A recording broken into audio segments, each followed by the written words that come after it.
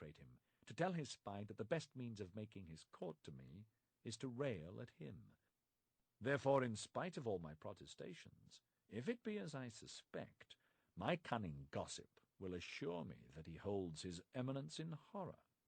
It, however, proved otherwise. D'Artagnan answered, with the greatest simplicity, "I came to Paris with exactly such intentions. My father advised me to stoop to nobody but the king, the cardinal, and yourself, whom he considered the first 3 personages in France." D'Artagnan added Monsieur de Tréville to the others, as may be perceived, but he thought this addition would do no harm. "I have the greatest veneration for the cardinal," continued he, "and the most profound respect for his actions. So much the better for me, sir, if you speak to me, as you say, with frankness, for then you will do me the honour to esteem the resemblance of our opinions. But if you have entertained any doubt, as naturally you may, I feel that I am ruining myself by speaking the truth. But I still trust you will not esteem me the less for it, and that is my object, beyond all others." Monsieur de Tréville was surprised to the greatest degree. So much penetration, so much frankness, created admiration, but did not entirely remove his suspicions.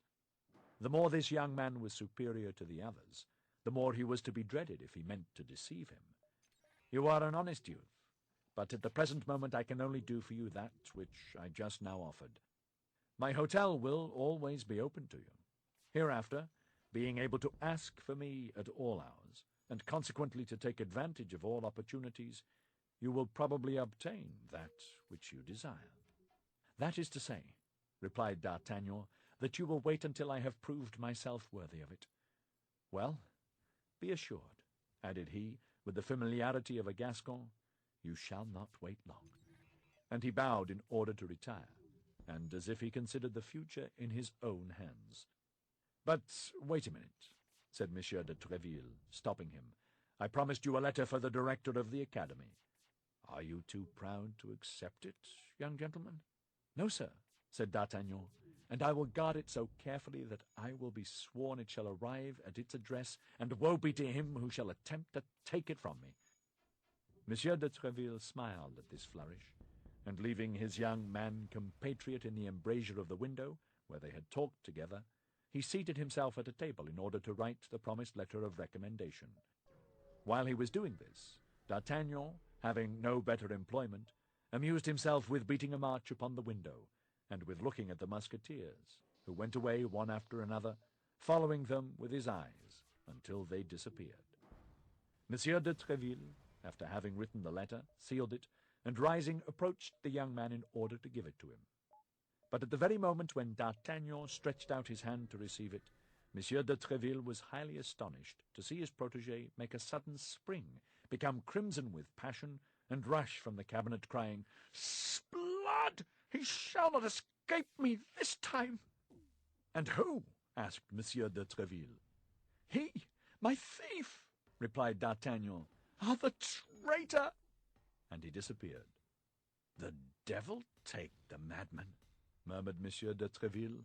"Unless," added he, "this is a cunning mode of escaping, seeing that he had failed in his purpose." Chapter 4. The shoulder of Athos, the baldric of Porthos, and the handkerchief of Aramis. D'Artagnan, in a state of fury, crossed the antechamber at 3 bounds, and was darting toward the stairs, which he reckoned upon descending 4 at a time, when, in his heedless course, he ran head foremost against a musketeer, who was coming out of one of Monsieur de Tréville's private rooms, and striking his shoulder violently, made him utter a cry, or rather a howl. "Excuse me," said D'Artagnan, endeavouring to resume his course. "Excuse me, but I am in a hurry." Scarcely had he descended the first stair, when a hand of iron seized him by the belt and stopped him. "You are in a hurry," said the musketeer, as pale as a sheet. "Under that pretence you run against me. You say, 'Excuse me,' and you believe that is sufficient. Not at all, my young man. Do you fancy, because you have heard Monsieur de Tréville speak to us a little cavalierly today, that other people are to treat us as he speaks to us? Undeceive yourself, comrade. You are not Monsieur de Tréville. "My faith," replied D'Artagnan, recognizing Athos, who, after the dressing performed by the doctor, was returning to his own apartment. "I did not do it intentionally, and, not doing it intentionally, I said, 'Excuse me.' It appears to me that this is quite enough. I repeat to you, however, and this time on my word of honor, I think perhaps too often, that I am in haste, great haste. Leave your hold, then, I beg of you, and let me go where my business calls me." "Monsieur," said Athos, letting him go, "you are not polite. It is easy to perceive that you come from a distance." D'Artagnan had already strode down 3 or 4 stairs, but at Athos's last remark he stopped short. "Morbleu, monsieur," said he, "however far I may come, it is not you who can give me a lesson in good manners, I warn you." "Perhaps," said Athos. "Ah, if I were not in such haste, and if I were not running after someone," said D'Artagnan. "Monsieur, man in a hurry, you can find me without running. Me, you understand. And where, I pray you?" "Near the Carme Deschamps." "At what hour?" "About noon." "About noon? That will do. I will be there." "Endeavor not to make me wait, for at 12:15 I will cut off your ears as you run." "Good!" cried D'Artagnan. "I will be there 10 minutes before 12." And he set off running as if the devil possessed him, hoping that he might yet find the stranger, whose slow pace could not have carried him far. But at the street gate, Porthos was talking with the soldier on guard. Between the two talkers there was just enough room for a man to pass. D'Artagnan thought it would suffice for him, and he sprang forward like a dart between them. But D'Artagnan had reckoned without the wind. As he was about to pass, the wind blew out Porthos's long cloak, and D'Artagnan rushed straight into the middle of it. Without doubt, Porthos had reasons for not abandoning this part of his vestments, for instead of quitting his hold on the flap in his hand, he pulled it toward him, so that D'Artagnan rolled himself up in the velvet by a movement of rotation explained by the persistency of Porthos. D'Artagnan, hearing the Musketeer swear, wished to escape from the cloak, which blinded him, and sought to find his way from under the folds of it. He was particularly anxious to avoid marring the freshness of the magnificent baldric we are acquainted with. But on timidly opening his eyes, he found himself with his nose fixed between the 2 shoulders of Porthos, that is to say, exactly upon the baldric. Alas, like most things in this world which have nothing in their favor but appearances, the baldric was glittering with gold in the front, but was nothing but simple buff behind. Vainglorious as he was, Porthos could not afford to have a baldric wholly of gold, but had at least half. One could comprehend the necessity of the cold and the urgency of the cloak. "Bless me!" cried Porthos, making strong efforts to disembarrass himself of D'Artagnan, who was wriggling about his back. "You must be mad to run against people in this manner." "Excuse me," said D'Artagnan, reappearing under the shoulder of the giant, "but I am in such haste.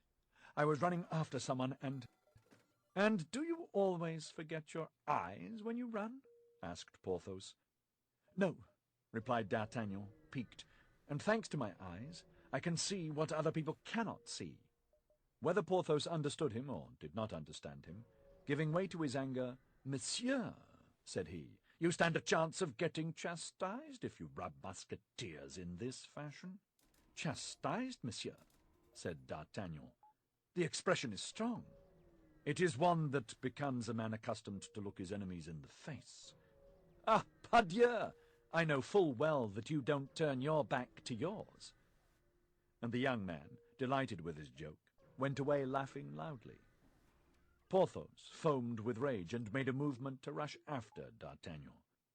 "Presently, presently," cried the latter, "when you haven't your cloak on."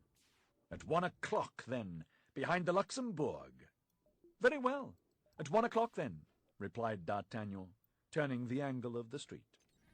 But neither in the street he had passed through, nor in the one which his eager glance pervaded, could he see anyone. However slowly the stranger had walked, he was gone on his way, or perhaps had entered some house. D'Artagnan inquired of everyone he met with, went down to the ferry, came up again by the Rue de Seine and the Red Cross, but nothing, absolutely nothing. The chase was, however, advantageous to him in one sense, for in proportion as the perspiration broke from his forehead, his heart began to cool. He began to reflect upon the events that had passed. They were numerous and inauspicious. It was scarcely 11 o'clock in the morning, and yet this morning had already brought him into disgrace with Monsieur de Tréville, who could not fail to think the manner in which D'Artagnan had left him a little cavalier.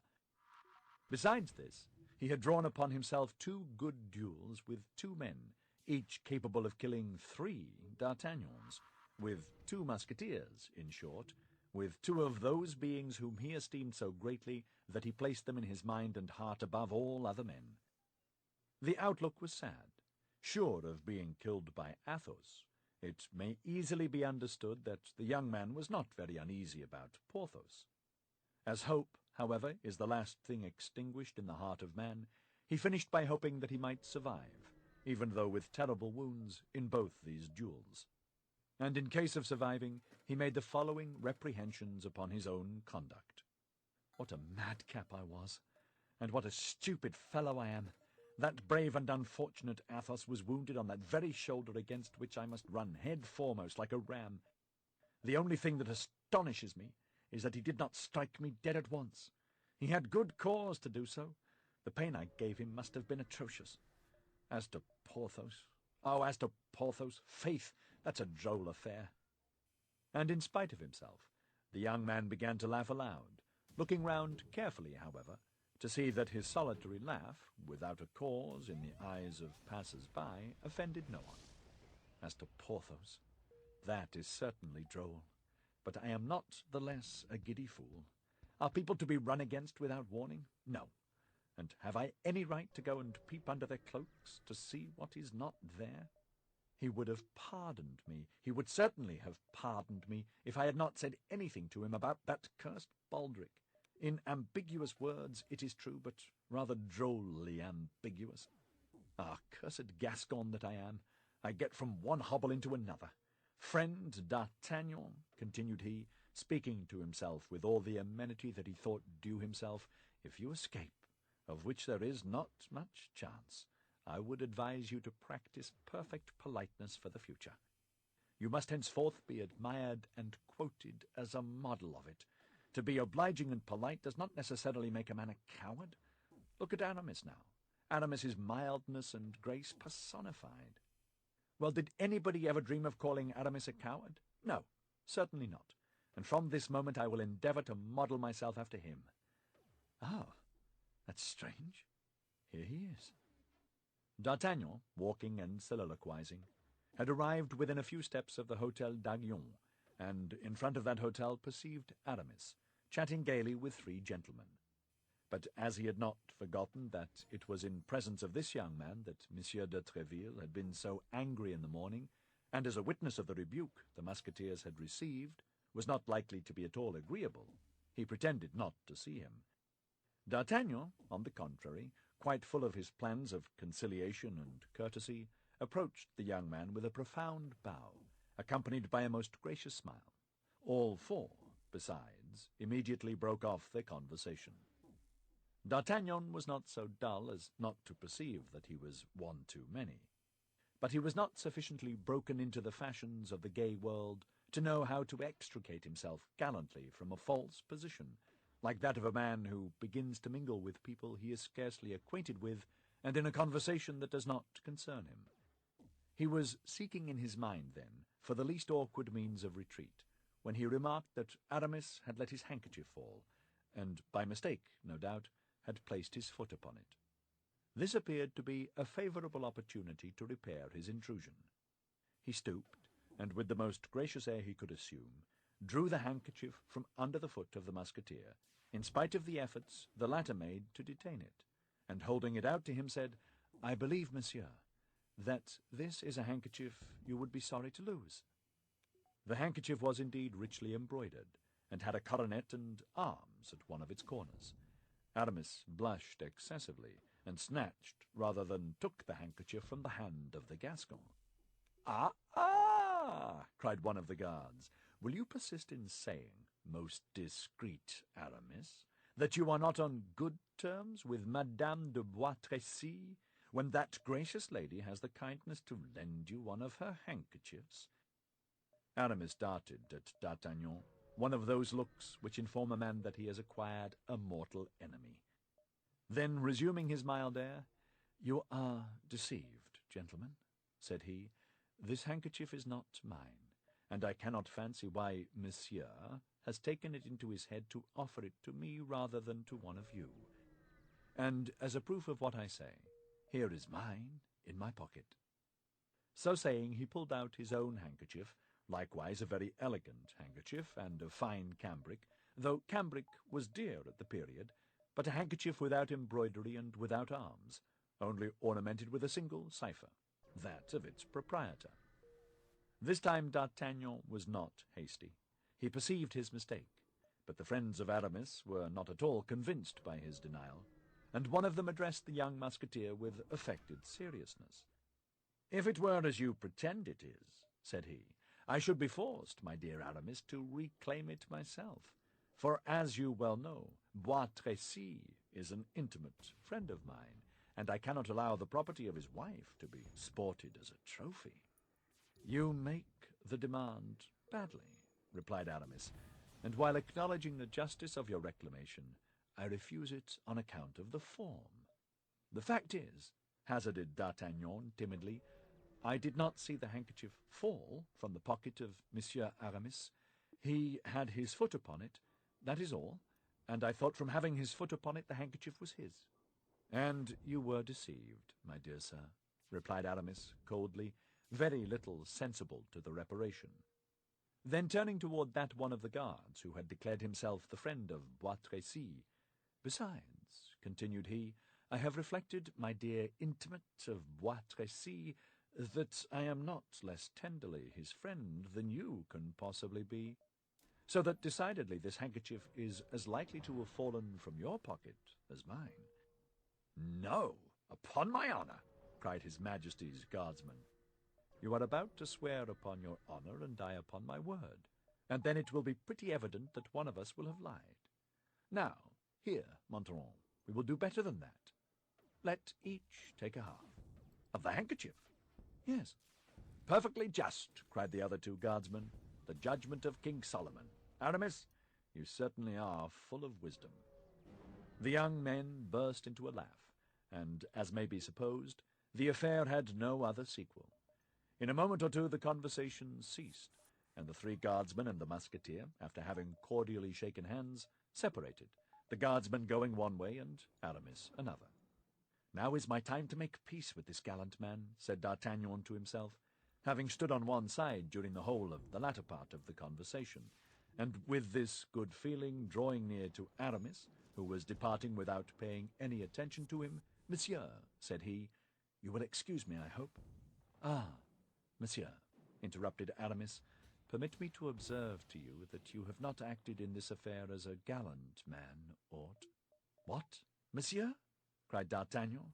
"And do you suppose—" "I suppose, monsieur, that you are not a fool, and that you knew very well, although coming from Gascony, that people do not tread upon handkerchiefs without a reason. What the devil! Paris is not paved with cambric." "Monsieur, you act wrongly in endeavouring to mortify me," said D'Artagnan, in whom the natural quarrelsome spirit began to speak more loudly than his pacific resolutions. "I am from Gascony, it is true, and since you know it, there is no occasion to tell you that Gascons are not very patient, so that when they have begged to be excused once, were it even for a folly, they are convinced that they have done already at least as much again as they ought to have done." "Monsieur, what I say to you about the matter," said Aramis, "is not for the sake of seeking a quarrel.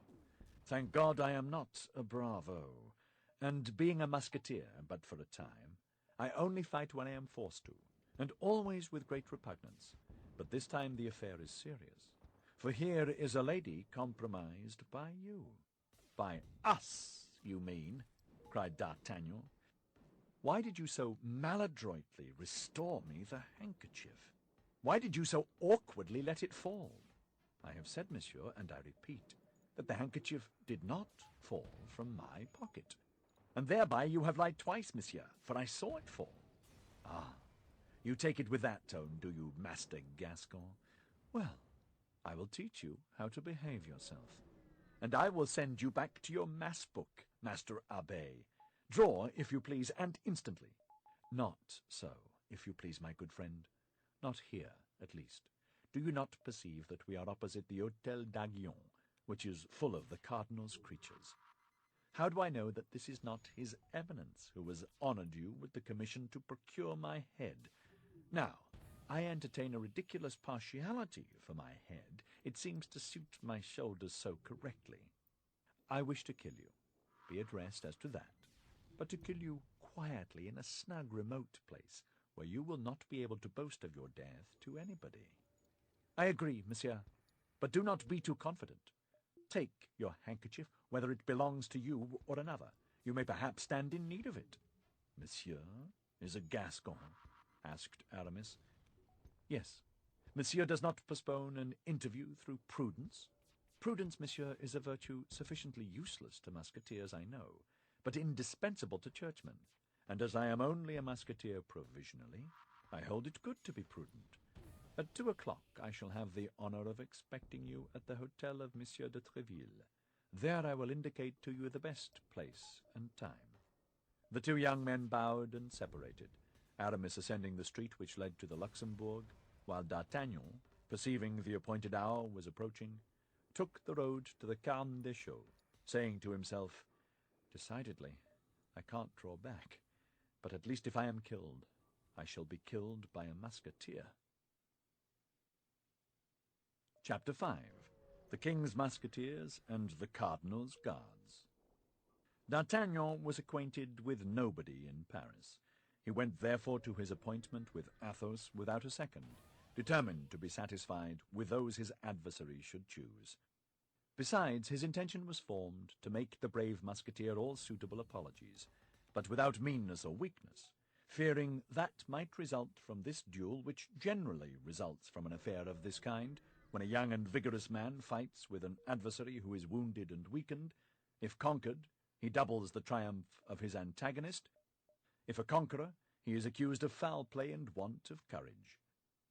Now, we must have badly painted the character of our adventure-seeker, or our readers must have already perceived that D'Artagnan was not an ordinary man. Therefore, while repeating to himself that his death was inevitable, he did not make up his mind to die quietly, as one less courageous and less restrained might have done in his place. He reflected upon the different characters of men he had to fight with, and began to view his situation more clearly.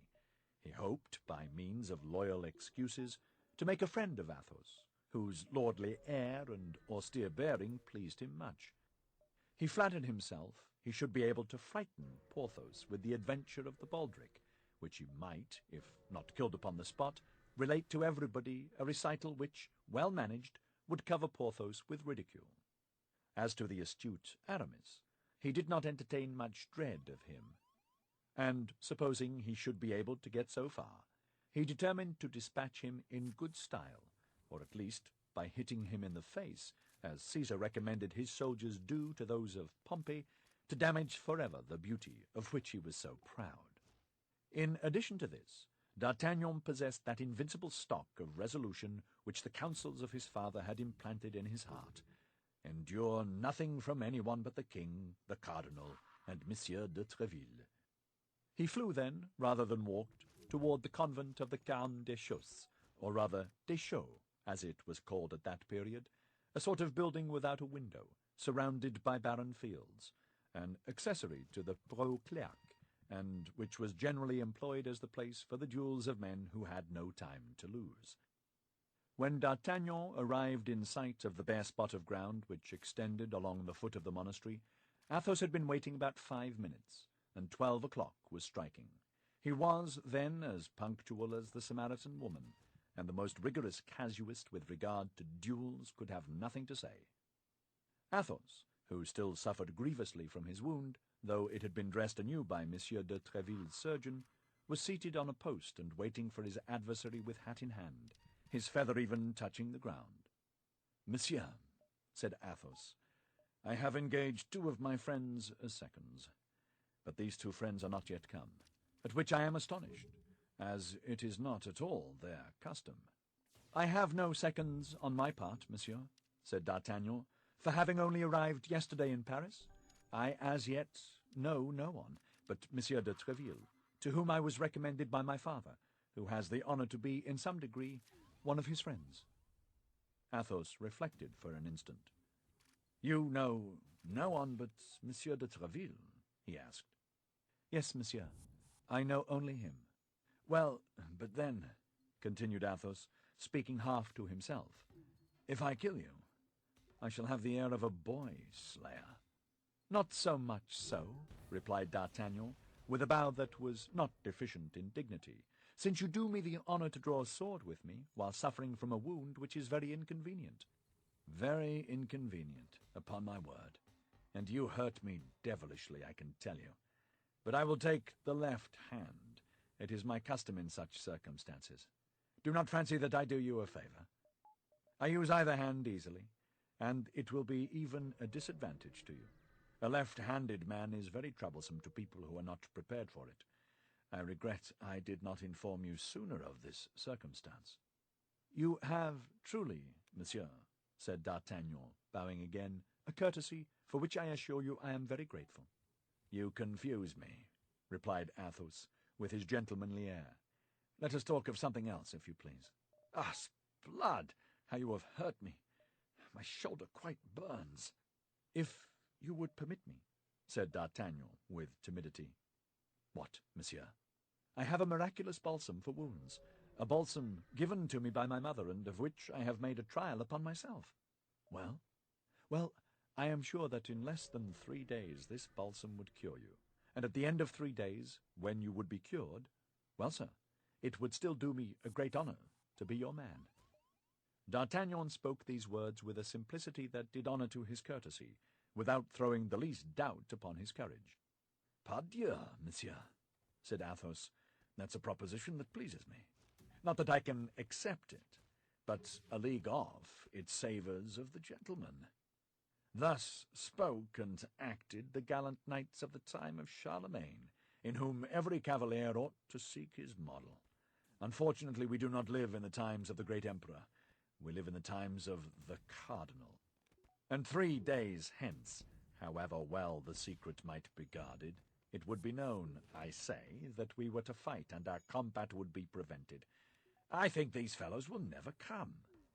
"If you are in haste, monsieur," said D'Artagnan, with the same simplicity with which, a moment before, he had proposed to put off the duel for 3 days, "and if it be your will to dispatch me at once, do not inconvenience yourself, I pray you." "There is another word which pleases me," cried Athos, with a gracious nod to D'Artagnan. "That did not come from a man without a heart, monsieur.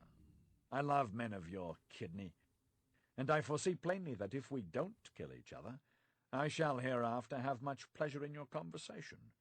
We will wait for these gentlemen, so please you. I have plenty of time, and it will be more correct. Ah! Here is one of them, I believe." In fact, at the end of the Rue Vaugirard, the gigantic Porthos appeared. "What?" cried D'Artagnan. "Is your first witness Monsieur Porthos?" "Yes." "That disturbs you?" "By no means. And here is the second." D'Artagnan turned in the direction pointed to by Athos, and perceived Aramis. "What?" cried he, in an accent of greater astonishment than before. "Your second witness is Monsieur Aramis?" "Doubtless. Are you not aware that we are never seen one without the others, and that we are called among the Musketeers and the Guards, at court and in the city, Athos, Porthos, and Aramis, or the 3 inseparables? And yet, as you come from Dax or Pau—" "From Tarbes," said D'Artagnan. "It's probable that you are ignorant of this little fact," said Athos. "My faith," replied D'Artagnan, "you are well named, gentlemen, and my adventure, if it should make any noise, will prove at least that your union is not founded upon contrasts." In the meantime, Porthos had come up, waved his hand to Athos, and then, turning toward D'Artagnan, stood quite astonished. Let us say in passing that he had changed his baldric and relinquished his cloak. "Ah," said he, "what does this mean?" "This is the gentleman I am going to fight with," said Athos, pointing to D'Artagnan with his hand and saluting him with the same gesture. "Why, it is with him I am also going to fight," said Porthos. "But not before 1 o'clock," replied D'Artagnan. "And I also am to fight with this gentleman," said Aramis, coming in his turn onto the place. "But not until 2 o'clock," said D'Artagnan, with the same calmness. "But what are you going to fight about, Athos?" asked Aramis. "Faith, I don't very well know. He hurt my shoulder. And you, Porthos?" "Faith, I am going to fight because I am going to fight," answered Porthos, reddening. Athos, whose keen eye lost nothing, perceived a faintly sly smile pass over the lips of the young Gascon as he replied, "We had a short discussion upon dress." "And you, Aramis?" asked Athos. "Oh, ours is a theological quarrel," replied Aramis, making a sign to D'Artagnan to keep secret the cause of their duel. Athos indeed saw a second smile on the lips of D'Artagnan. "Indeed," said Athos. "Yes, a passage of St. Augustine, upon which we could not agree," said the Gascon. "Decidedly, this is a clever fellow," murmured Athos. "And now you are assembled, gentlemen," said D'Artagnan, "permit me to offer you my apologies." At the word apologies, a cloud passed over the brow of Athos, a haughty smile curled the lip of Porthos, and a negative sign was the reply of Aramis.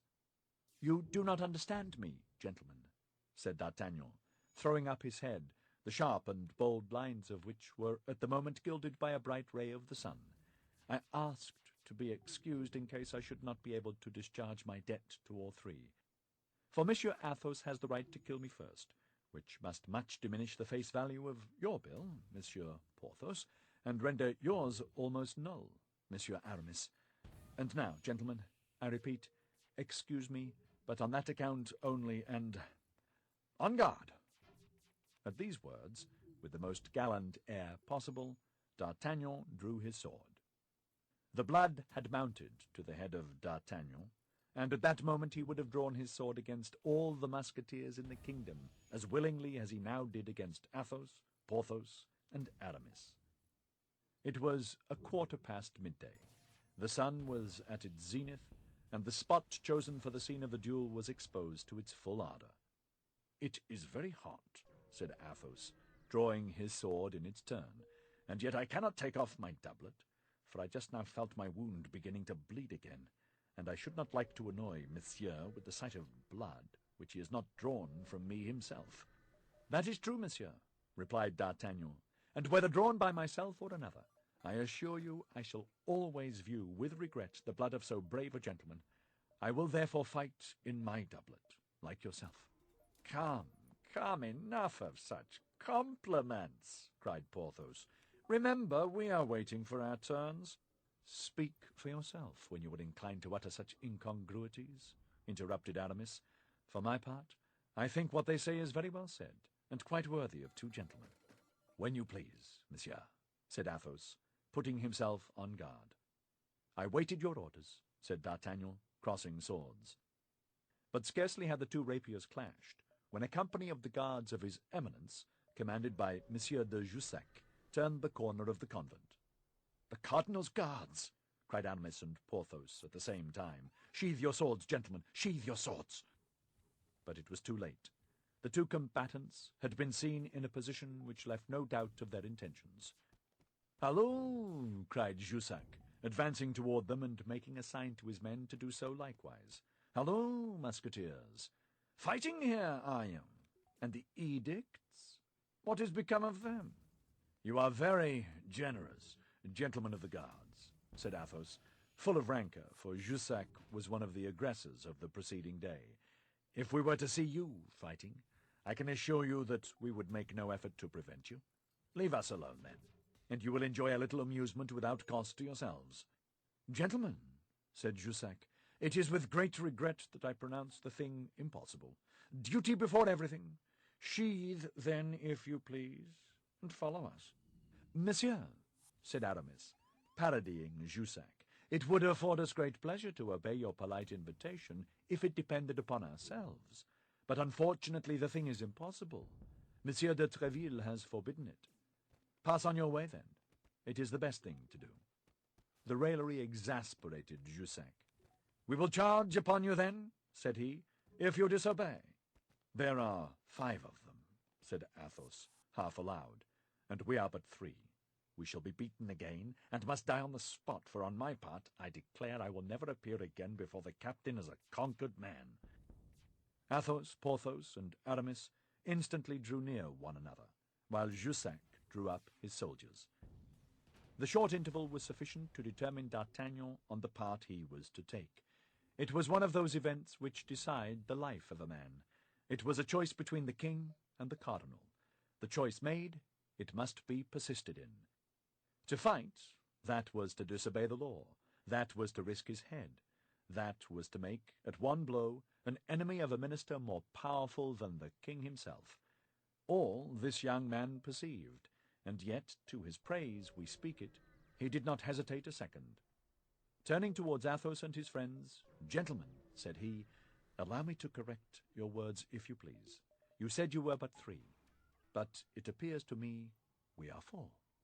But you are not one of us," said Porthos. "That's true," replied D'Artagnan. "I have not the uniform, but I have the spirit. My heart is that of a musketeer. I feel it, monsieur, and that impels me on." "Withdraw, young man," cried Jussac, who doubtless, by his gestures and the expression of his countenance, had guessed D'Artagnan's design. "You may retire. We consent to that. Save your skin. Begone quickly." D'Artagnan did not budge. "Decidedly you are a brave fellow," said Athos, pressing the young man's hand.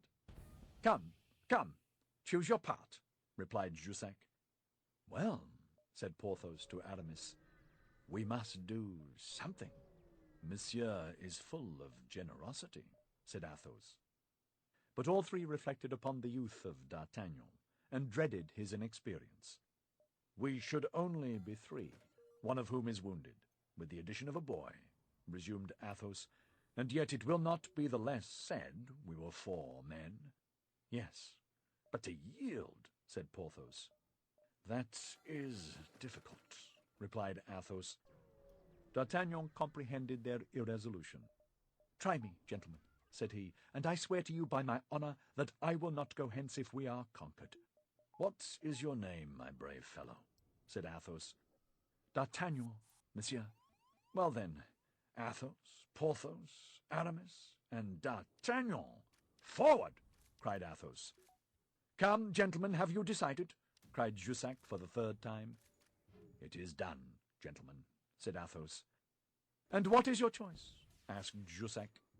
"We are about to have the honor of charging you," replied Aramis, lifting his hat with one hand and drawing his sword with the other. "Ah, you resist, do you?" cried Jussac. "S'blood! Does that astonish you?" And the 9 combatants rushed upon each other with a fury which, however, did not exclude a certain degree of method. Athos fixed upon a certain Cahusac, a favorite of the cardinal's. Porthos had Bicarat, and Aramis found himself opposed to 2 adversaries. As to D'Artagnan, he sprang towards Jussac himself. The heart of the young Gascon beat as if it would burst through his side, not from fear, God he thanked he had not the shade of it, but with emulation. He fought like a furious tiger, turning 10 times round his adversary, and changing his ground and his guard 20 times. Jussac was, as was then said, a fine blade, and had had much practice. Nevertheless, it required all his skill to defend himself against an adversary who, active and energetic, departed every instant from received rules, attacking him on all sides at once, and yet parrying like a man who had the greatest respect for his own epidermis. This contest at length exhausted Jussac's patience. Furious at being held in check by one whom he had considered a boy, he became warm and began to make mistakes. D'Artagnan, who, though wanting in practice, had a sound theory, redoubled his agility. Jussac, anxious to put an end to this, springing forward, aimed a terrible thrust at his adversary, but the latter parried it.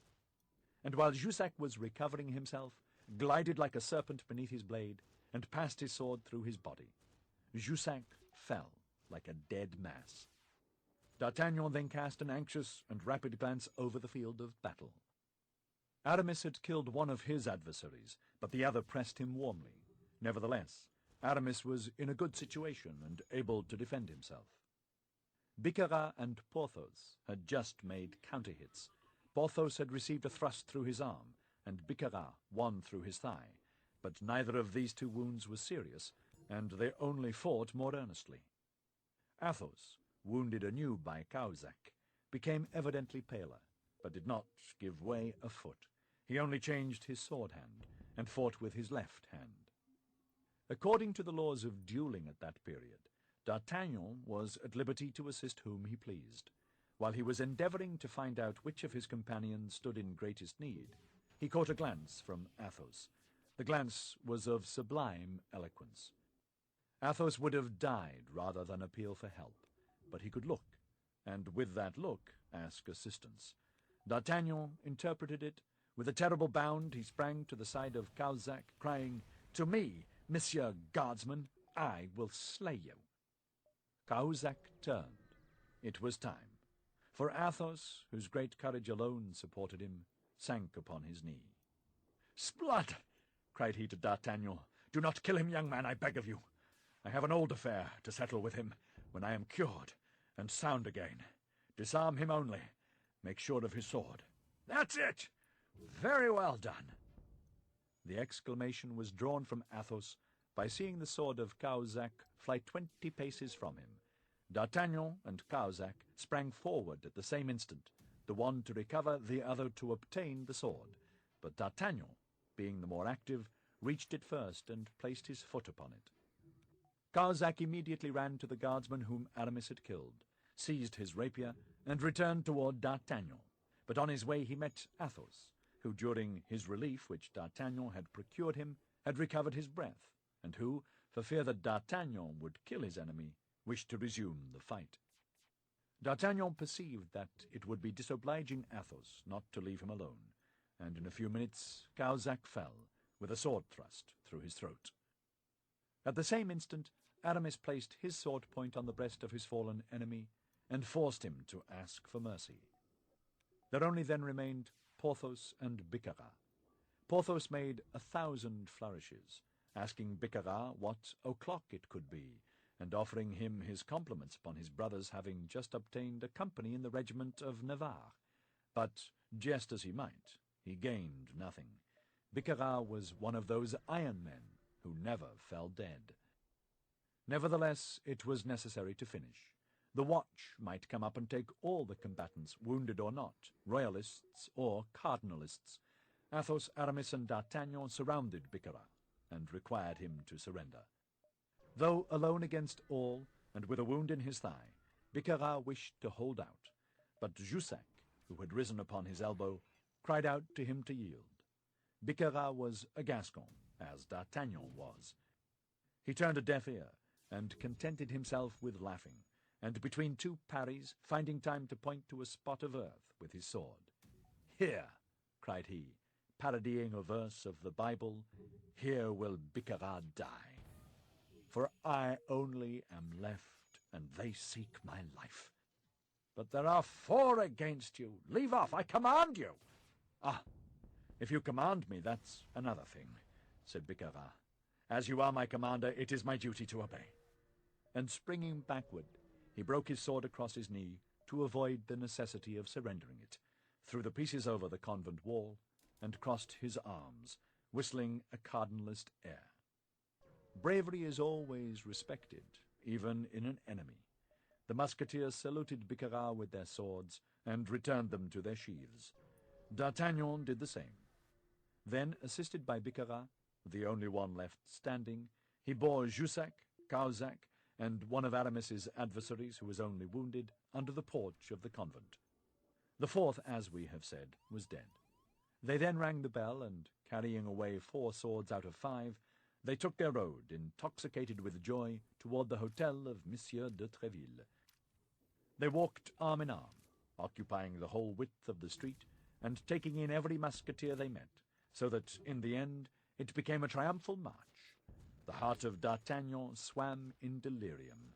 He marched between Athos and Porthos, pressing them tenderly. "If I am not yet a musketeer," said he to his new friends, as he passed through the gateway of Monsieur de Treville's hotel, "at least I have entered upon my apprenticeship. Haven't I?" Chapter 6. His Majesty King Louis XIII. This affair made a great noise. Monsieur de Treville scolded his musketeers in public, and congratulated them in private. But as no time was to be lost in gaining the king, Monsieur de Treville hastened to report himself at the Louvre. It was already too late. The king was closeted with the cardinal, and Monsieur de Treville was informed that the king was busy and could not receive him at the moment. In the evening, Monsieur de Treville attended the king's gaming table. The king was winning, and as he was very avaricious, he was in an excellent humor. Perceiving Monsieur de Treville at a distance, "Come here, Monsieur Captain," said he. "Come here, that I may growl at you. Do you know that His Eminence has been making fresh complaints against your musketeers, and that with so much emotion, that this evening His Eminence is indisposed?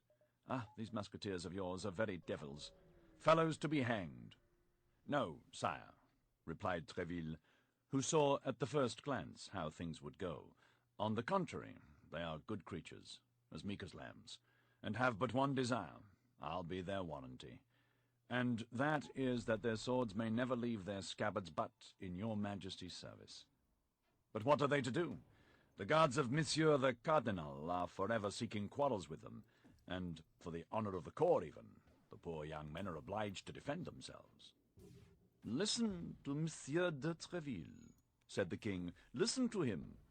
Would not one say he was speaking of a religious community? In truth, my dear captain, I have a great mind to take away your commission and give it to Mademoiselle de Chemereux, to whom I promised an abbey. But don't fancy that I am going to take you on your bare word. I am called Louis the Just, Monsieur de Treville, and by, we will see." "Ah, sire, it is because I confide in that justice that I shall wait patiently and quietly the good pleasure of your Majesty." "Wait, then, monsieur, wait," said the king. "I will not detain you long." In fact, fortune changed, and as the king began to lose what he had won, he was not sorry to find an excuse for playing Charlemagne, if we may use a gaming phrase of whose origin we confess our ignorance. The king therefore arose a minute after, and putting the money which lay before him into his pocket, the major part of which arose from his winnings, "La Vieuville," said he, "take my place. I must speak to Monsieur de Treville on an affair of importance. Ah, I had 80 louis before me. Put down the same sum, so that they who have lost may have nothing to complain of. Justice before everything." Then turning toward Monsieur de Treville, and walking with him toward the embrasure of a window, "Well, monsieur," continued he, "you say it is His Eminence's guards who have sought a quarrel with your musketeers?" "Yes, sir, as they always do." "And how did the thing happen? Let us see, for you know, my dear captain, a judge must hear both sides." "Good Lord! In the most simple and natural manner possible. 3 of my best soldiers, whom your Majesty knows by name, and whose devotedness you have more than once appreciated, and who have, I dare affirm to the king, his service much at heart, 3 of my best soldiers, I say, Athos, Porthos, and Aramis, had made a party of pleasure with a young fellow from Gascony, whom I had introduced to them the same morning. The party was to take place at Saint-Germain, I believe, and they had appointed to meet at the Carmes Deschaux, when they were disturbed by de Jussac, Cahusac, Bicarat, and 2 other guardsmen, who certainly did not go there in such a numerous company without some ill intention against the edicts." Ah, you incline me to think so," said the king. "There is no doubt they went thither to fight themselves." "I do not accuse them, sire. But I leave your majesty to judge what 5 armed men could possibly be going to do in such a deserted place as the neighbourhood of the Convent des Carmes. You are right, Tréville. You are right. Then, upon seeing my musketeers, they changed their minds, and forgot their private hatred for partisan hatred. For your majesty cannot be ignorant that the musketeers, who belong to the king and nobody but the king, are the natural enemies of the guardsmen, who belong to the cardinal. Yes, Tréville, yes, said the king in a melancholy tone, and it is very sad, believe me, to see thus 2 parties in France, 2 heads to royalty. But all this will come to an end, Tréville, will come to an end. You say, then, that the guardsmen sought a quarrel with the musketeers. I say that it is probable that things have fallen out so, but I will not swear to it, sire. You know how difficult it is to discover the truth, and unless a man be endowed with that admirable instinct which causes Louis XIII to be named the Just— You are right, Tréville, but they were not alone, your musketeers. They had a youth with them? Yes, sire, and 1 wounded man, so that 3 of the king's musketeers, 1 of whom was wounded, and a youth, not only maintained their ground against 5 of the most terrible of the cardinal's guardsmen, but absolutely brought 4 of them to earth. Why, this is a victory, cried the king, all radiant. A complete victory. Yes, sire, as complete as that of the Bridge of Say. 4 men, 1 of them wounded, and a youth, say you? 1 hardly a young man, but who, however, behaved himself so admirably on this occasion that I will take the liberty of recommending him to your majesty. How does he call himself? D'Artagnan, sire. He is the son of one of my oldest friends, the son of a man who served under the king your father, of glorious memory, in the Civil War. And you say this young man behaved himself well? Tell me how, Tréville. You know how I delight in accounts of war and fighting. And Louis XIII twisted his moustache proudly, placing his hand upon his hip. Sire, resumed Tréville, as I told you, Monsieur d'Artagnan is little more than a boy, and as he has not the honour of being a musketeer, he was dressed as a citizen. The guards of the cardinal, perceiving his youth and that he did not belong to the corps, invited him to retire before they attacked. So you may plainly see, Tréville, interrupted the king, it was they who attacked. That is true, sire. There can be no more doubt on that head. They called upon him then to retire, but he answered that he was a musketeer at heart, entirely devoted to your majesty, and that therefore he would remain with Messieurs the Musketeers. Brave young man, murmured the king.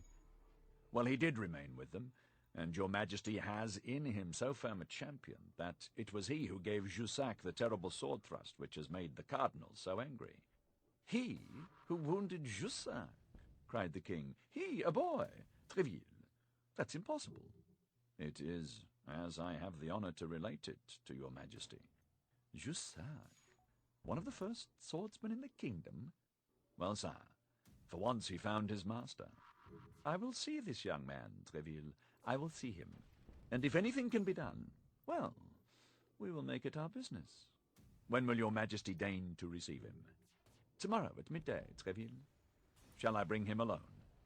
No, bring me all 4 together. I wish to thank them all at once. Devoted men are so rare, Tréville. By the back staircase. It is useless to let the cardinal know. Yes, sire. You understand, Tréville. An edict is still an edict. It is forbidden to fight, after all. But this encounter, sire, is quite out of the ordinary conditions of a duel. It is a brawl, and the proof is that there were 5 of the cardinal's guardsmen against my 3 musketeers and Monsieur d'Artagnan. That is true, said the king. But never mind, Tréville. Come still by the back staircase. Tréville smiled, but as it was indeed something to have prevailed upon this child to rebel against his master, he saluted the king respectfully, and with this agreement took leave of him. That evening the 3 musketeers were informed of the honour accorded them. As they had long been acquainted with the king, they were not much excited, but D'Artagnan, with his Gascon imagination, saw in it his future fortune, and passed the night in golden dreams. By 8 o'clock in the morning he was at the apartment of Athos. D'Artagnan found the Musketeer dressed and ready to go out. As the hour to wait upon the king was not till 12, he had made a party with Porthos and Aramis to play a game at tennis in a tennis court situated near the stables of the Luxembourg. Athos invited D'Artagnan to follow them, and although ignorant of the game, which he had never played, he accepted, not knowing what to do with his time from 9 o'clock in the morning, as it then scarcely was, till 12. The two Musketeers were already there, and were playing together. Athos, who was very expert in all bodily exercise, passed with D'Artagnan to the opposite side and challenged them. But at the first effort he made, although he played with his left hand, he found that his wound was yet too recent to allow of such exertion. D'Artagnan remained, therefore, alone, and as he declared he was too ignorant of the game to play it regularly, they only continued giving balls to one another without counting. But one of these balls, launched by Porthos's Herculean hand, passed so close to D'Artagnan's face that he thought that if, instead of passing near, it had hit him, his audience would have been probably lost, as it would have been impossible for him to present himself before the king. Now, as upon this audience, in his Gascon imagination, depended his future life, he saluted Aramis and Porthos politely, declaring that he would not resume the game until he should be prepared to play with them on more equal terms, and went and took his place near the cord and in the gallery. Unfortunately for D'Artagnan, among the spectators was one of his Eminence's guardsmen, who, still irritated by the defeat of his companions, which had happened only the day before, had promised himself to seize the first opportunity of avenging it. He believed this opportunity was now come, and addressed his neighbor. "It is not astonishing that that young man should be afraid of a ball, for he is doubtless a musketeer apprentice." D'Artagnan turned round as if a serpent had stung him, and fixed his eye intensely upon the guardsman who had just made this insolent speech. "Pardieu," resumed the latter, twisting his moustache, "look at me as long as you like, my little gentleman. I have said what I have said."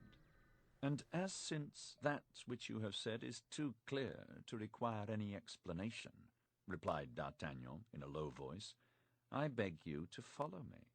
"And when?" asked the guardsman, with the same jeering air. "At once, if you please." "And you know who I am, without doubt?" "I am completely ignorant, nor does it much disquiet me." "You're in the wrong there, for if you knew my name, perhaps you would not be so pressing." "What is your name?" "Bernajoux, at your service." "Well then, Monsieur Bernajoux," said D'Artagnan tranquilly, "I will wait for you at the door." "Go, monsieur. I will follow you." "Do not hurry yourself, monsieur, lest it be observed that we go out together. You must be aware that, for our undertaking, company would be in the way." "That's true," said the guardsman, astonished that his name had not produced more effect upon the young man. Indeed, the name of Bernajoux was known to all the world, D'Artagnan alone excepted, perhaps, for it was one of those which figured most frequently in the daily brawls, which all the edicts of the cardinal could not repress. Porthos and Aramis were so engaged with their game, and Athos was watching them with so much attention, that they did not even perceive their young companion go out, who, as he had told the guardsman of his Eminence, stopped outside the door. An instant after, the guardsman descended in his turn. As D'Artagnan had no time to lose on account of the audience of the king, which was fixed for midday, he cast his eyes around, and seeing that the street was empty, said to his adversary, "My faith, it is fortunate for you, although your name is Bernajoux, to have only to deal with an apprentice musketeer. Never mind, be content, I will do my best.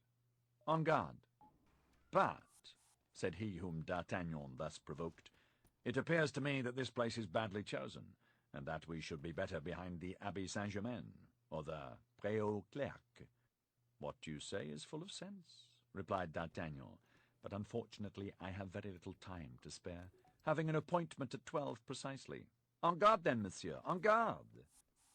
Bernajoux was not a man to have such a compliment paid to him twice. In an instant his sword glittered in his hand, and he sprang upon his adversary, whom, thanks to his great youthfulness, he hoped to intimidate. But D'Artagnan had on the preceding day served his apprenticeship. Fresh sharpened by his victory, full of hopes of future favour, he was resolved not to recoil a step. So the two swords were crossed close to the hilts, and as D'Artagnan stood firm, it was his adversary who made the retreating step. But D'Artagnan seized the moment at which, in this movement, the sword of Bernajoux deviated from the line. He freed his weapon, made a lunge, and touched his adversary on the shoulder. D'Artagnan immediately made a step backward and raised his sword. But Bernajoux cried out that it was nothing, and rushing blindly upon him, absolutely spitted himself upon D'Artagnan's sword.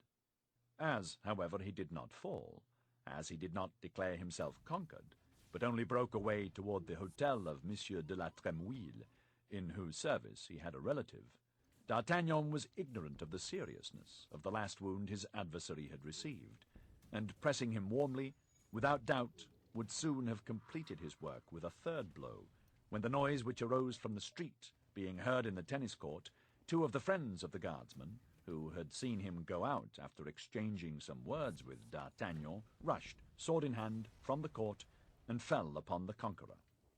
But Athos, Porthos, and Aramis quickly appeared in their turn, and the moment the two guardsmen attacked their young companion, drove them back. Bernajoux now fell, and as the guardsmen were only 2 against 4, they began to cry, "To the rescue! The Hôtel de la Trémouille!" At these cries, all who were in the hotel rushed out and fell upon the 4 companions, who, on their side, cried aloud, "To the rescue, Musketeers!" The cry was generally heeded, for the Musketeers were known to be enemies of the cardinal, and were beloved on account of the hatred they bore to his eminence. Thus the soldiers of other companies than those which belonged to the Red Duke, as Aramis had called him, often took part with the king's Musketeers in these quarrels. Of 3 guardsmen of the company of Monsieur Dessessart who were passing, 2 came to the assistance of the 4 companions, while the other ran toward the hotel of Monsieur de Tréville, crying, "To the rescue, Musketeers! To the rescue!" As usual, this hotel was full of soldiers of this company, who hastened to the succor of their comrades. The melee became general, but strength was on the side of the Musketeers.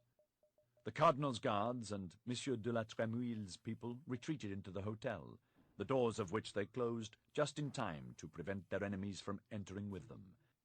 As to the wounded man, he had been taken in at once, and, as we have said, in a very bad state. Excitement was at its height among the Musketeers and their allies, and they even began to deliberate whether they should not set fire to the hotel to punish the insolence of Monsieur de la Trémouille's domestics in daring to make a sortie upon the king's Musketeers.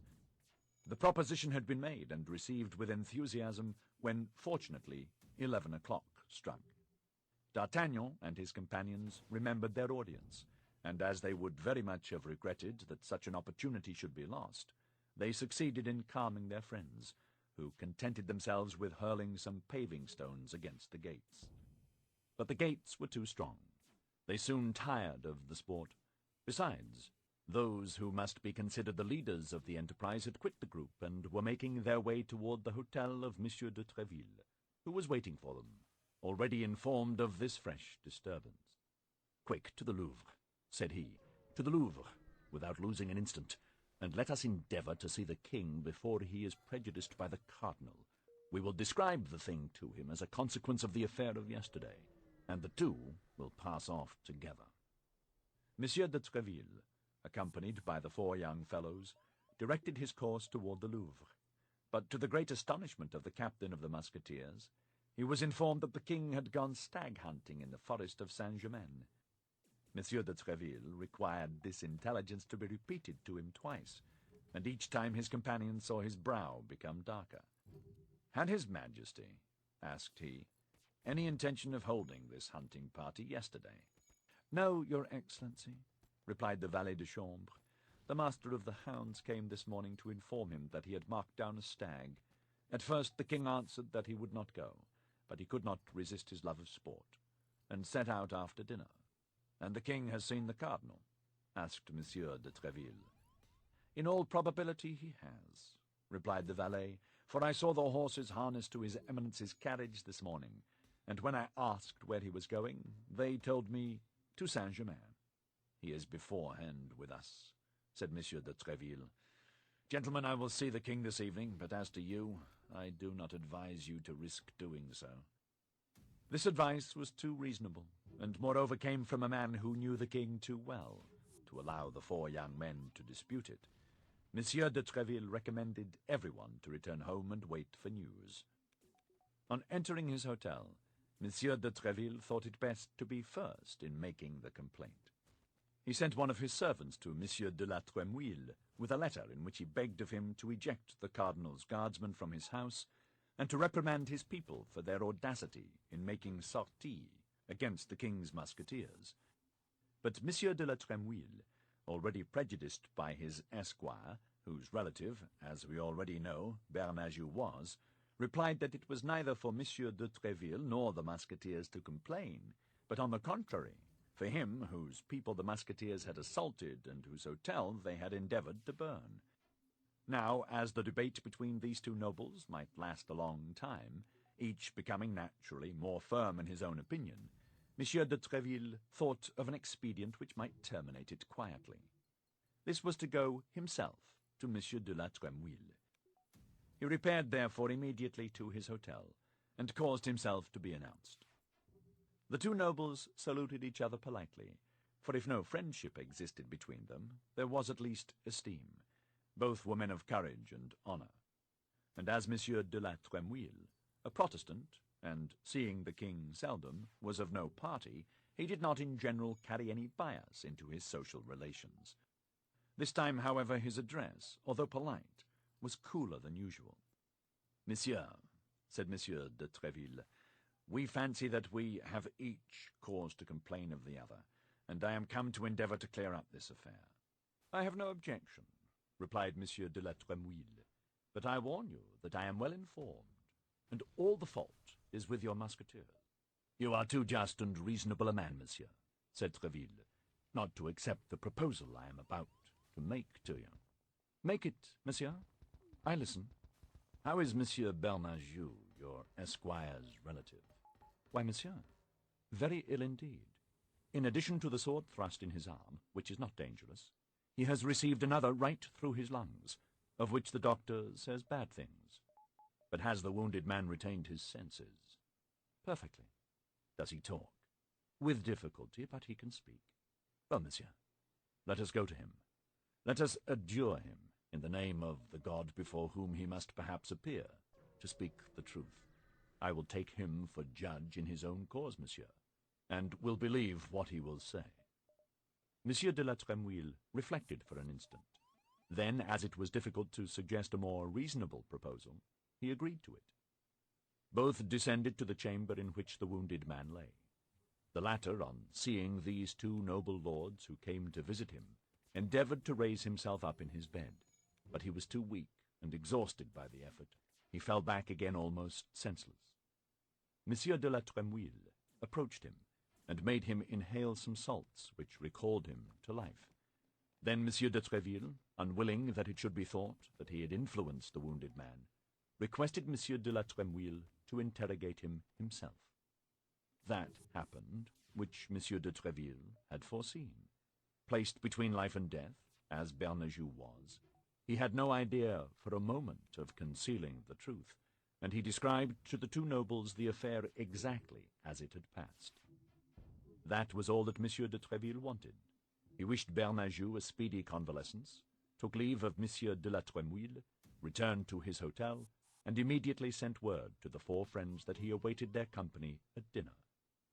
Monsieur de Treville entertained good company, wholly anti-cardinalist, though.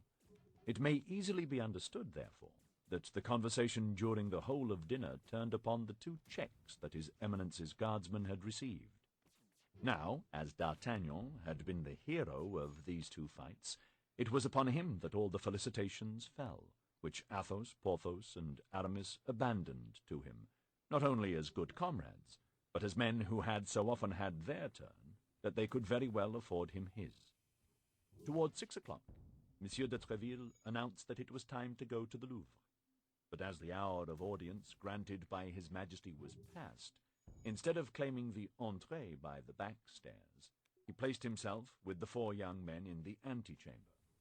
The king had not yet returned from hunting. Our young men had been waiting about half an hour, amid a crowd of courtiers, when all the doors were thrown open and His Majesty was announced. At his announcement, D'Artagnan felt himself tremble to the very marrow of his bones. The coming instant would in all probability decide the rest of his life. His eyes, therefore, were fixed in a sort of agony upon the door through which the king must enter. Louis XIII appeared, walking fast. He was in hunting costume, covered with dust, wearing large boots, and holding a whip in his hand. At the first glance, D'Artagnan judged that the mind of the king was stormy. This disposition, visible as it was in His Majesty, did not prevent the courtiers from ranging themselves along his pathway. In royal antechambers, it is worth more to be viewed with an angry eye than not to be seen at all. The 3 Musketeers, therefore, did not hesitate to make a step forward. D'Artagnan, on the contrary, remained concealed behind them. But although the king knew Athos, Porthos, and Aramis personally, he passed before them without speaking or looking, indeed, as if he had never seen them before. As for Monsieur de Tréville, when the eyes of the king fell upon him, he sustained the look with so much firmness that it was the king who dropped his eyes, after which His Majesty, grumbling, entered his apartment. "Matters go but badly," said Athos, smiling, "and we shall not be made chevaliers of the order this time." "Wait here 10 minutes," said Monsieur de Tréville, "and if at the expiration of 10 minutes you do not see me come out, return to my hotel, for it will be useless for you to wait for me longer." The 4 young men waited 10 minutes, a quarter of an hour, 20 minutes, and seeing that Monsieur de Tréville did not return, went away very uneasy as to what was going to happen.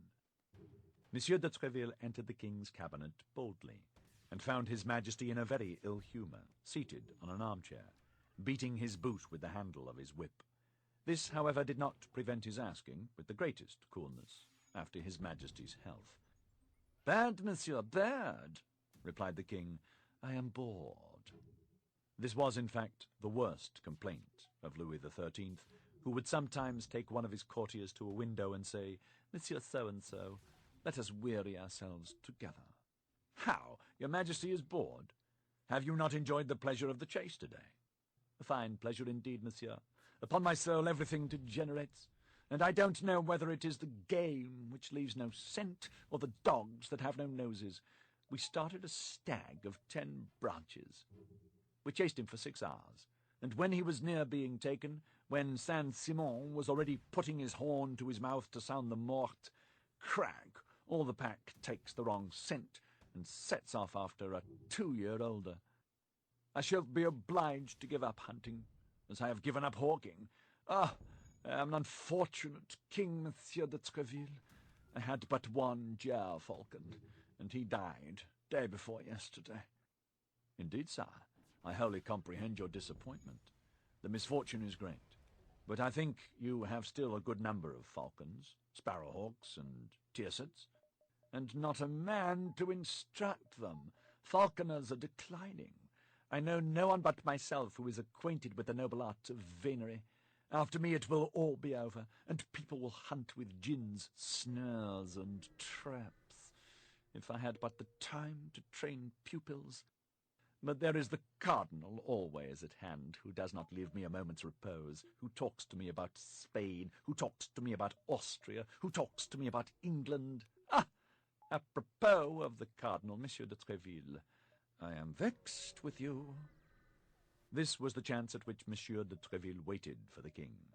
He knew the king of old, and he knew that all these complaints were but a preface, a sort of excitation to encourage himself, and that he had now come to his point at last. "And in what have I been so unfortunate as to displease your Majesty?" asked Monsieur de Tréville, feigning the most profound astonishment. "Is it thus you perform your charge, monsieur?" continued the king, without directly replying to de Tréville's question. "Is it for this I name you captain of my Musketeers, that they should assassinate a man, disturb a whole quarter, and endeavour to set fire to Paris, without your saying a word? But yet," continued the king, Undoubtedly my haste accuses you wrongfully. Without doubt the rioters are in prison, and you come to tell me justice is done. Sire, replied Monsieur de Treville calmly, on the contrary, I come to demand it of you. And against whom? Cried the king. Against calumniators, said Monsieur de Treville. Ah, this is something new, replied the king. Will you tell me that your 3 damned musketeers, Athos, Porthos, and Aramis, and your youngster from Béarn, have not fallen, like so many furies, upon poor Bernajoux, and have not maltreated him in such a fashion that probably by this time he is dead? Will you tell me that they did not lay siege to the hotel of the Duc de la Trémouille, and that they did not endeavour to burn it, which would not, perhaps, have been a great misfortune in time of war, seeing that it is nothing but a nest of Huguenots, but which is, in time of peace, a frightful example? Tell me now, can you deny all this? And who told you this fine story, sire? Asked Treville, quietly. Who has told me this fine story, monsieur? Who should it be but he who watches while I sleep, who labours while I amuse myself, who conducts everything at home and abroad? In France, as in Europe? Your Majesty probably refers to God, said Monsieur de Treville, for I know no one except God who can be so far above your Majesty. No, monsieur, I speak of the prop of the state, my only servant, of my only friend, of the cardinal. His eminence is not his holiness, sire. What do you mean by that, monsieur? That it is only the Pope who is infallible, and that this infallibility does not extend to cardinals. You mean to say that he deceives me? You mean to say that he betrays me? You accuse him, then? Come, speak. Avow freely that you accuse him. No, sire, but I say that he deceives himself. I say that he is ill-informed. I say that he has hastily accused your Majesty's musketeers, toward whom he is unjust, and that he has not obtained his information from good sources. The accusation comes from Monsieur de la Trémouille, from the Duke himself. What do you say to that? I might answer, sire, that he is too deeply interested in the question to be a very impartial witness. But so far from that, sire, I know the Duke to be a royal gentleman, and I refer the matter to him. But upon one condition, sire. What? It is that your Majesty will make him come here, will interrogate him yourself, tête-à-tête, without witnesses, and that I shall see your Majesty as soon as you have seen the Duke. What then? You will bind yourself, cried the king, by what Monsieur de la Trémouille shall say. Yes, sire. You will accept his judgment? Undoubtedly. And you will submit to the reparation he may require? Certainly. La Chesnaye, said the king. La Chesnaye! Louis XIII's confidential valet, who never left the door, entered in reply to the call. La Chesnaye, said the king, let someone go instantly and find Monsieur de la Trémouille. I wish to speak with him this evening.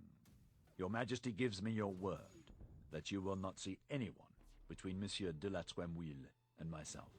Nobody, by the faith of a gentleman. Tomorrow, then, sire. Tomorrow, monsieur.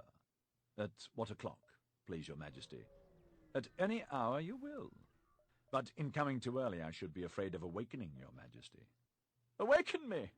Do you think I ever sleep, then? I sleep no longer, monsieur. I sometimes dream, that's all. Come, then, as early as you like, at 7 o'clock.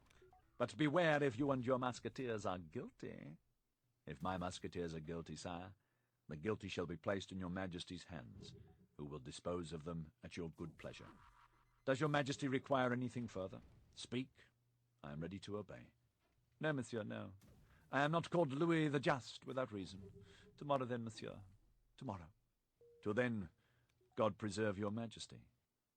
However ill the king might sleep, Monsieur de Treville slept still worse.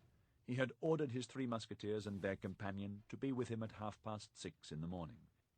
He took them with him, without encouraging them or promising them anything, and without concealing from them that their luck, and even his own, depended on the cast of the dice. Arrived at the foot of the bank stairs, he desired them to wait.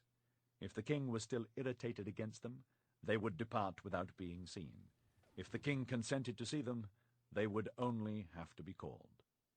On arriving at the king's private antechamber, Monsieur de Treville found La Chesnaye, who informed him that they had not been able to find Monsieur de la Tremouille on the preceding evening at his hotel, that he returned too late to present himself at the Louvre, that he had only that moment arrived, and that he was at that very hour with the king.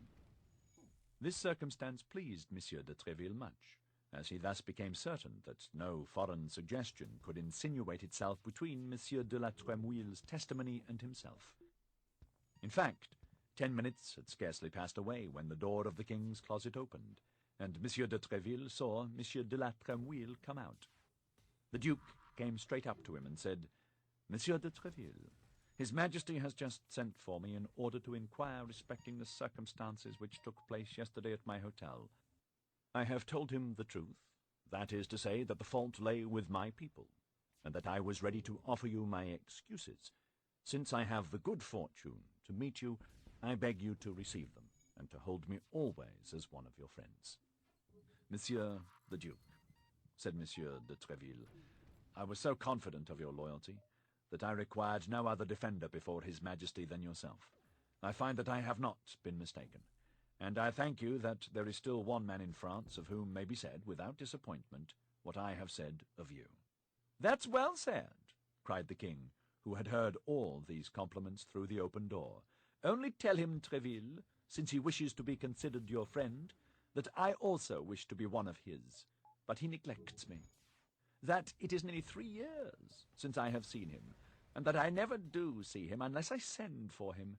Tell him all this for me, for these are things which a king cannot say for himself." "Thanks, sire, thanks," said the Duke, "but your Majesty may be assured that it is not those, I do not speak of Monsieur de Treville, whom your Majesty sees at all hours of the day, that are most devoted to you." "Ah, you have heard what I said. So much the better, Duke, so much the better," said the king, advancing toward the door. "Ah, it is you, Treville. Where are your Musketeers? I told you the day before yesterday to bring them with you. Why have you not done so?" "They are below, sire, and with your permission, Lachenay will bid them come up." Yes, let them come up immediately. It is nearly 8 o'clock, and at 9 I expect a visit. Go, Monsieur Duke, and return often. Come in, Treville." The Duke saluted and retired. At the moment he opened the door, the 3 Musketeers and D'Artagnan, conducted by Lachenay, appeared at the top of the staircase.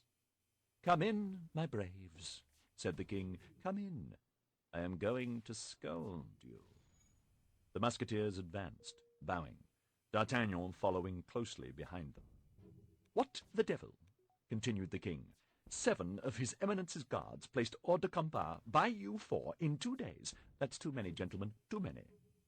If you go on so, His Eminence will be forced to renew his company in 3 weeks, and I to put the edicts in force in all their rigor. 1 now and then I don't say much about, but 7 in 2 days, I repeat, it is too many. It is far too many. Therefore, sire, your Majesty sees that they are come, quite contrite and repentant, to offer you their excuses." "Quite contrite and repentant? Hem!" said the king. "I place no confidence in their hypocritical faces. In particular, there is one yonder of a Gascon look.